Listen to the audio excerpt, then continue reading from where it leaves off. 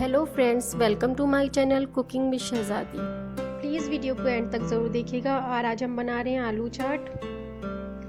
बहुत जल्दी से बन जाएगी हमारी ये आलू चाट। उसके लिए हमने ये 2 आलू को छील लिया है, इसको पानी में डाल लिया ताकि इसका कलर ना चेंज हो। अब हम इसको क्यूब साइज में काट लेंगे।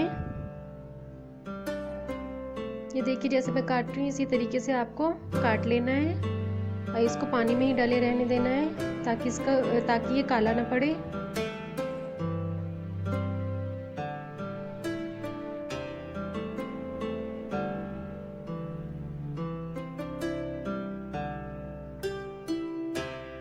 ये आलू को हमने काट लिया है और इसको 2 पानी से धो भी लिया है।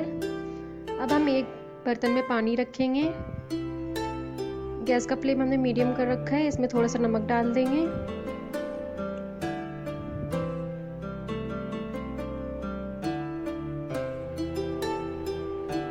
पानी में बॉयल आने वाला है। अब हम इसमें आलू डाल देंगे सारे।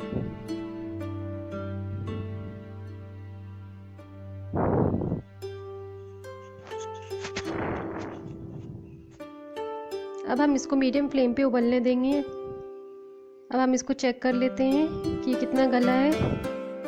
इसको बस हमें 50% तक गलाना है। ये 50% तक गल चुका है। अब हम इसका पानी निकाल लेंगे। इसको हमने एक टिश्यू पेपर पे रख दिया ताकि इसका सारा एक्स्ट्रा वाटर जो है वो निकल जाए। और इसको हम एकदम ठंडा होने देंगे। देखिए, आलू ठंडे हो चुके हैं एकदम। अब हम एक कढ़ाई में तेल गरम करेंगे। इसको मीडियम फ्लेम पे हम आलू को डाल देंगे। इसको फ्राई करना है हमें गोल्डन होने तक। मीडियम फ्लेम पे ही हमें फ्राई करना है क्योंकि 50% हम आलू को गला चुके हैं और बाकी फ्राई होने में ये गल जाएगा।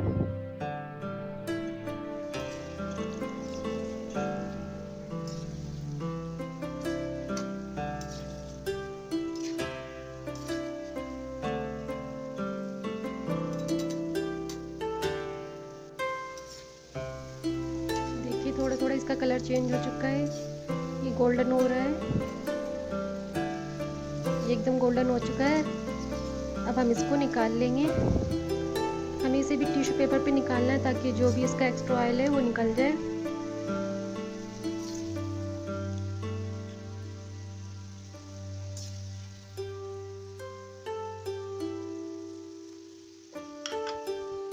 इसको हमने निकाल लिया है।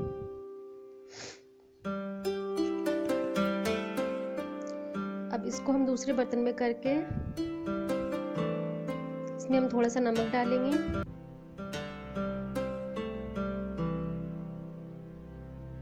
चाट मसाला थोड़ा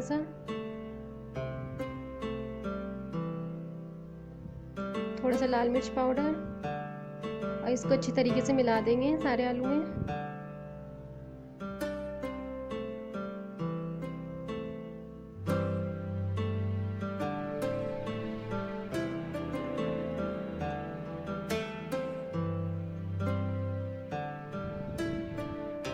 अब हम इसकी प्लेटिंग करेंगे।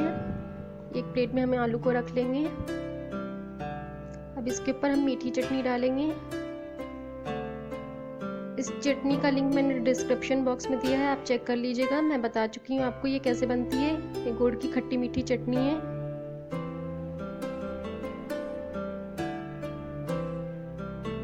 अब इसमें हरी चटनी डालेंगे।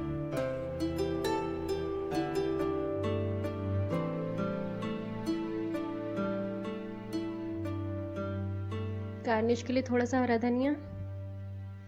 और तैयार है ये हमारी इंस्टेंट आलू चाट। अगर आपको ये रेसिपी पसंद आई हो तो प्लीज़ मेरे वीडियो को लाइक करें, शेयर करें और कमेंट करके ज़रूर बताएं कि आपको ये रेसिपी कैसी लगी। प्लीज़ मेरे चैनल को सब्सक्राइब करें और बेल आइकन ज़रूर दबाएं।